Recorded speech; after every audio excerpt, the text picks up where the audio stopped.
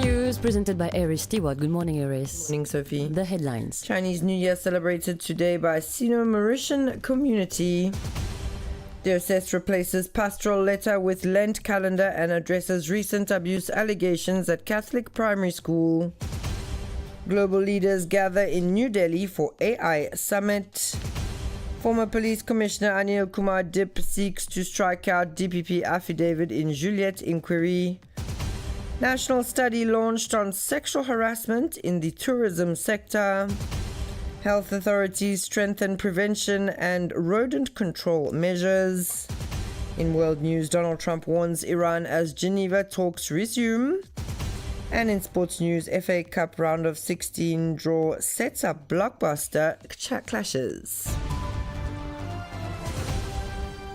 The lunar calendar marks a new beginning today. The Sino-Mauritian community is celebrating the Chinese New Year on this 17 February. The year of the wood snake gives way to the year of the fire horse, a sign associated with passion, dynamism, and boldness, heralding a period of movement and change. The Spring Festival is also a special time for family reunions, bringing together all generations around traditional meals, rituals, and moments of sharing.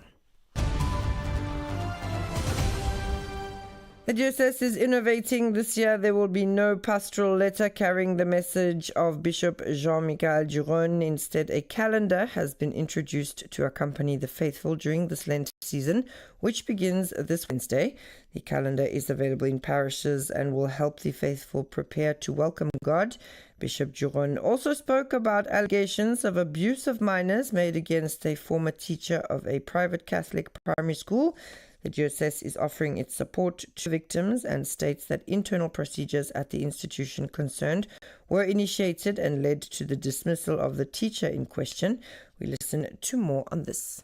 Nous sommes bien conscients que les écoles catholiques, même si nous sommes ensemble, c'est l'école qui est encore gérée par différentes congrégations. Monsignor Duron explained that one should be fully aware that Catholic schools, even if viewed as a whole and unique body, comprise some schools that are still managed by different congregations. All the Loreto primary schools and colleges, as well as the private Loreto junior schools in Kurpip and Vakwa, run under the responsibility of Loreto sisters, who have their own management board.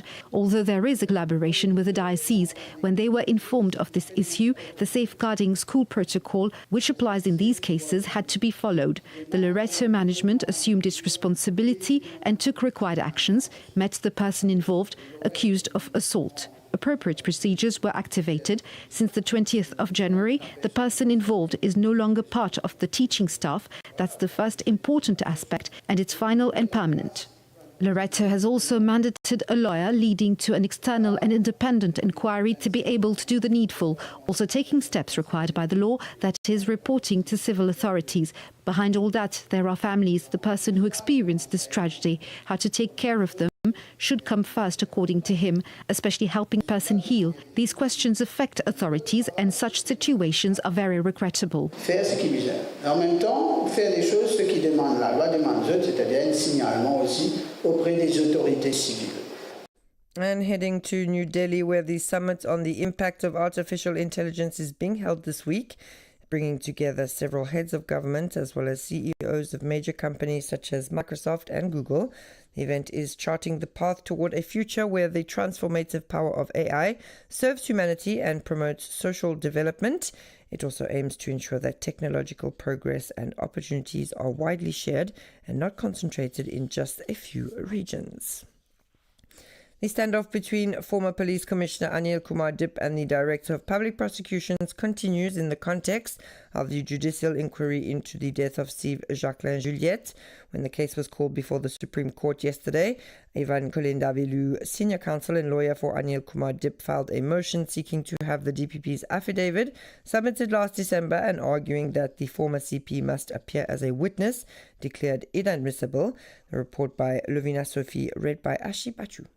The affidavit filed by the DPP refers to a telephone conversation involving Anil Kumar Dip that was revealed through the Miche Moustas leaks. The recording, which formed a part of the audio series known as the Miche Moustas leaks, had previously been declared inadmissible by the Pamplemousses court in a ruling delivered on September 19th last year. The case has been adjourned to 23rd February. Steve Jacqueline Juliette, aged 36, died on 5th January 2023, a few hours after being apprehended by the anti-drug squad. The autopsy concluded that the cause of death was pulmonary edema, while his family alleges police brutality. As mentioned in the headlines, the University of Technology Mauritius, in collaboration with other partners, is launching a study on sexual harassment in the tourism sector, a first at the national level. This research, based on surveys and confidential consultations, aims to better understand the scale of the phenomenon and to propose practical tools for tourism establishments. According to the Ministry of Gender Equality and Family Welfare, the tourism sector employs nearly 46,000 people, 42% of whom are women, and remains one of the sectors most affected by workplace harassment, partly due to the precarious nature of certain jobs. The study fills a crucial data gap and is expected to strengthen prevention, protect victims, and improve reporting mechanisms. And now in the field of health, attention today turns to leptospirosis, a disease that has remained under close surveillance since the beginning of the year in Mauritius. Since January, 9 cases have been recorded in the country, including 3 deaths, mainly affecting individuals with comorbidities. The situation calls for heightened vigilance and a better understanding of the risks associated with the infection. Despite the associated risks, there are nevertheless precautions to take in order to protect oneself properly. On the side of the health authorities, preventative measures have also been strengthened. Dr. Fazil Kodabakis, Acting Director of Health Services, nevertheless reminds that while people working from home or in offices are generally less exposed, certain professions present a higher risk, notably sewer workers, refuse collectors, farmers, and workers frequently in contact with stagnant water. Dr. Kodabakis outlines the precautions to adopt as well as the rodent control program implemented by the Ministry of Health in public health institutions. And it's 9:07. You're listening to RM1. We move to international news. President Donald Trump warned Iran of potential consequences should it fail to strike a deal with the United States as negotiators prepare for the latest round of talks in Geneva on Tuesday. Mediated by Oman, the recently resumed discussions are aimed at averting the possibility of U.S. military action, with Tehran expressing cautious optimism and Washington's more realistic position on its nuclear program. Trump has repeatedly threatened to intervene militarily against Iran, first over a deadly crackdown on protesters last month, and more recently over its nuclear program. A previous attempt at diplomacy collapsed when Israel launched surprise strikes on Iran in June, beginning a 12-day war that Washington briefly joined to bomb Iranian nuclear sites. And finally, in sports, the draw for the FA Cup round of 16 was conducted on Monday, 16 February. The matches will take place on 7 and 8 March. The headline fixtures include Newcastle versus Manchester City, Wolverhampton against Liverpool, and Mansfield Town taking on Arsenal. Meanwhile, Chelsea will travel to face modest side Wrexham, while West Ham and Brentford will clash in an all-Premier League encounter, as will Fulham and Southampton. Elsewhere, Brentford, currently 7th in the Premier League, secured their place in the round of 16 after edging past Macclesfield FC 1-0.